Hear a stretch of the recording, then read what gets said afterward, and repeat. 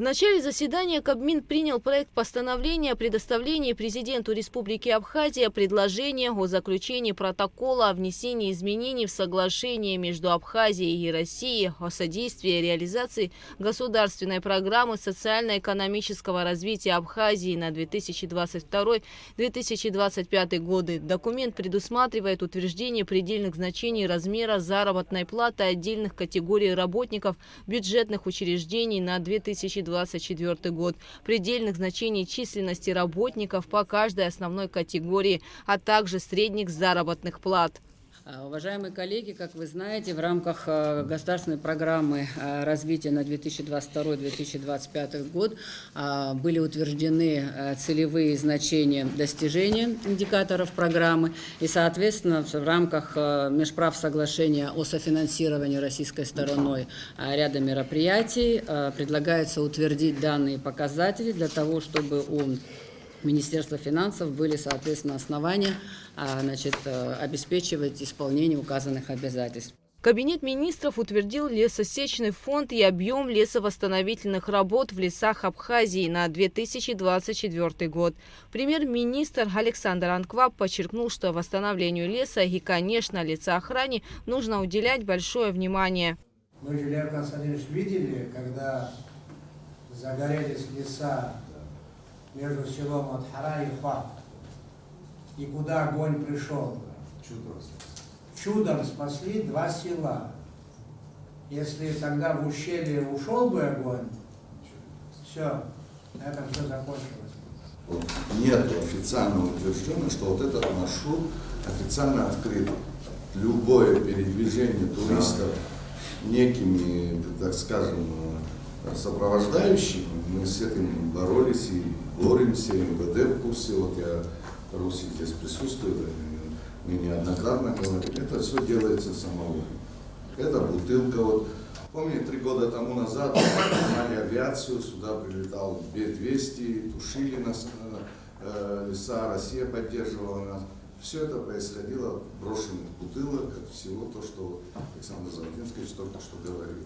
Это вот все вызывает негативное явление. И в будущем, я не знаю, какие там возможности, какой там бюджет, но вертолет надо учесть. Кабмин увеличил стоимость бланков, выдаваемых Министерством юстиции и органами Министерства внутренних дел Абхазии. Стоимость бланков свидетельств, выдаваемых в ЗАГСе, ранее не превышала 120 рублей. Стоимость бланка свидетельства о заключении брака увеличили до 1000 рублей. Свидетельство о расторжении брака будет стоить 2500 рублей. Свидетельство о перемене фамилии, имени, отчества, национальности – 1000 рублей. Стоимость бланка паспорта гражданина Республики Абхазия увеличилась с 500 рублей до 1000.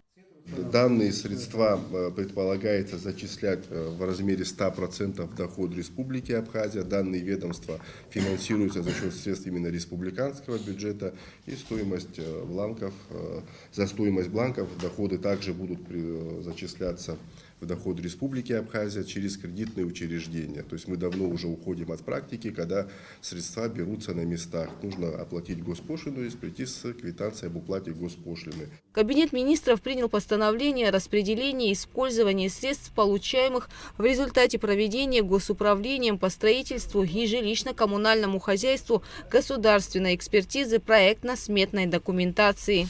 Предполагается распределение средств, поступаемых за оказываемые услуги на спецсчет. Вот 40% будет поступать в доход республиканского бюджета. То есть с 10% доходов 40% будет направлено в доход Республики Абхазия. Значит, также этот проект был инициирован Министерством финансов Республики Абхазия, направлен на пополнение бюджета. Кабмин утвердил ведомственную краткосрочную целевую программу развития сельского хозяйства на 2024 год. На ее реализацию предусматривается 150 миллионов рублей из республиканского бюджета. До этого объем финансирования составлял 100 миллионов рублей. Средства будут направлены на развитие животноводства, рыбной отрасли, приобретение средств защиты растений и сельскохозяйственных культур от вредителей и болезней. И немаловажным является создание и развитие производственно-технической базы по производству и переработке сельскохозяйственной продукции. То есть предприятия сельскохозяйственной техники, это вот то, что мы практиковали впервые в этом году, Это выделение мини-техники, это в виде мотоблоков и мини-тракторов недорогих для приусадебных участков, для подсобных хозяйств, то есть семейных таких проектов. В 2024 году за рождение первого, второго и третьего ребенка абхазской национальности будут выплачивать 100 тысяч рублей, за четвертого и последующего ребенка 200 тысяч рублей. Кабмин также установил квоты на 2024 год, в пределах которых осуществляется хранение и ввоз наркотических и психотропных средств. Государственные квоты на ввоз, вывоз и хранение наркотических средств и психотропных средств устанавливаются правительством ежегодно. В настоящем проекте по сравнению с аналогичным периодом 2023 года наблюдается увеличение квот по двум позициям. Первое – это прегабалин, 30 тысяч в проекте на 2024 год. В 2023 году квота составляла 25 тысяч, что связано с увеличением потребностей. Это первое. Второе – это фентанил, 75,0 в проекте на 2024 год. Квота составляла в 2023 50. Члены правительства одобрили проведение переговоров и подписание соглашения о сотрудничестве между Министерствами культуры Абхазии и Сирийской Арабской Республики. Цель соглашения – развитие и углубление двустороннего сотрудничества во всех областях культуры и искусства в соответствии с действующим национальным законодательством обеих стран и действующими между ними международными договорами. Кабмин установил предельную численность работников аппаратов 27 министерств, управлений и инспекций, а также государственных комитетов. В ходе заседания министр сельского хозяйства Беслан Джопо рассказал, что экологи дали разрешение на вылов еще 25 тысяч тонн хамсы. Он отметил, что хамсовая путина проходит хорошо. В бюджет в качестве платы за биоресурсы уже поступило 17 миллионов рублей. До 90% квоты на вылов хамсы, утвержденной Кабинетом министров, уже выловлено. В ходе встречи Кристина Гузган рассказала и о ситуации на топливном рынке.